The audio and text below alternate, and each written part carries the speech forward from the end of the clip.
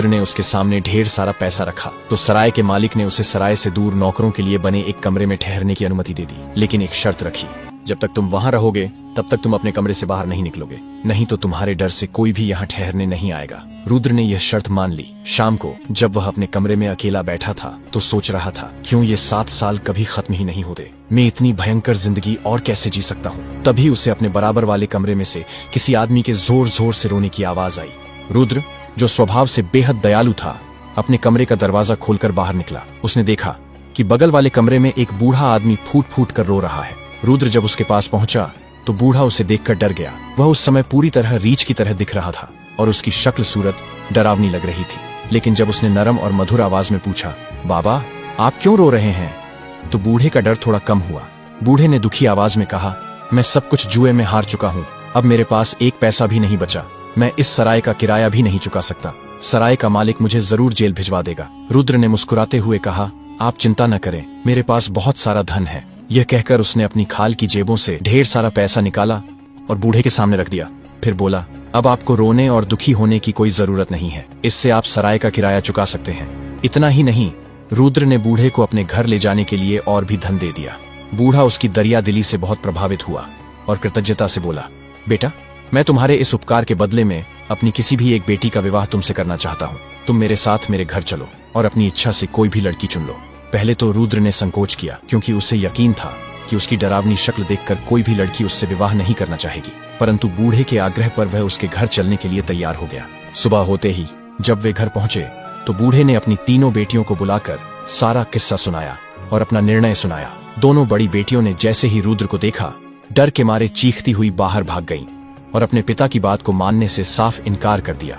फिर बूढ़े ने अपनी सबसे छोटी बेटी को बुलाया। वह रुद्र से विवाह करने को तैयार हो गई। उसने सोचा, जिसने मेरे पिता को जेल जाने से बचाया और इतना धन दिया, वह जरूर कोई नेक इंसान होगा, ऐसा काम कोई बुरा व्यक्ति नहीं कर सकता। रुद्र ने अपनी अंगूठी उतारकर उस लड़की को दे दी और उसकी अंगूठी खुद पहन ली। फिर बोला, मैं अभी तुमसे विवाह नहीं कर सकता, क्योंकि मुझे इस हालत में अभी 3 साल और बिताने हैं। अगर मैं इन 3 सालों में मर गया तो तुम आजाद हो, पर अगर मैं जीवित रहा तो मैं जरूर लौट कर आऊंगा और तुमसे विवाह करूंगा। बस तुम मेरे लिए भगवान से प्रार्थना करती रहना। यह कहकर रुद्र वहां से चला गया। उस भोली लड़की ने उसी दिन से रुद्र को अपना पति मान लिया और तय किया कि जब तक वह लौट कर नहीं आता वह काले कपड़े ही पहनेगी। उसकी दोनों बड़ी बहनें उसका मजाक उड़ाती और कहती, तू कितनी भोली है, वह कोई इंसान नहीं, 2 पैरों वाला रीछ है, वह तुझे एक दिन मार डालेगा। लेकिन छोटी बहन को भगवान पर पूरा भरोसा था। वह शांत रहती और हर रोज भगवान से अपने होने वाले पति की लंबी उम्र की दुआ करती। इधर रुद्र, जो अब भी रीछ की खाल में था, 3 वर्षों तक इधर उधर भटकता रहा और गरीबों में खुले दिल से धन बांटता रहा। धीरे धीरे वह कठिन समय भी समाप्त होने को आया। 7वें वर्ष के अंतिम दिन रुद्र फिर से उसी घने जंगल में पहुंचा जहां उसकी शैतान से पहली मुलाकात हुई थी। वह एक बड़े पेड़ के नीचे बैठ गया और उसी शैतान की प्रतीक्षा करने लगा। अभी रुद्र को बैठे थोड़ी ही देर हुई थी कि एक तेज आंधी चली और वह काले चोगे वाला अजनबी उसके सामने आकर खड़ा हो गया। वह बोला, तू जीत गया, तू मेरी तरफ से आजाद है, अब तू जहां चाहे जा सकता है। इतना कहकर जैसे ही वह शैतान जाने लगा, रुद्र ने कहा, ठहरो, पहले मेरी पुरानी शक्ल तो वापस करो। अजनबी ने तुरंत रीछ की खाल वाला उसका चोगा उतारा। उसने उसे जादू से पहले जैसा कर दिया और फिर नए कपड़े पहनने को दिए। उसने कहा, तेरी जेबें हमेशा पैसों से भरी रहेंगी। ये कहकर वह शैतान जैसे आया था वैसे ही गायब हो गया।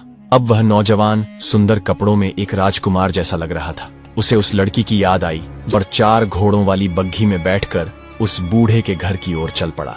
जब वह वहां पहुंचा, छोटी बेटी को ढूंढने आगे बढ़ गया। थोड़ी दूर जाने पर जहां उसकी होने वाली पत्नी काले कपड़े पहनकर ईश्वर की पूजा कर रही थी, वह चुपचाप उसके पास गया और उसकी अंगूठी उसके सामने रख दी। लड़की ने अंगूठी देखकर तुरंत पहचान लिया।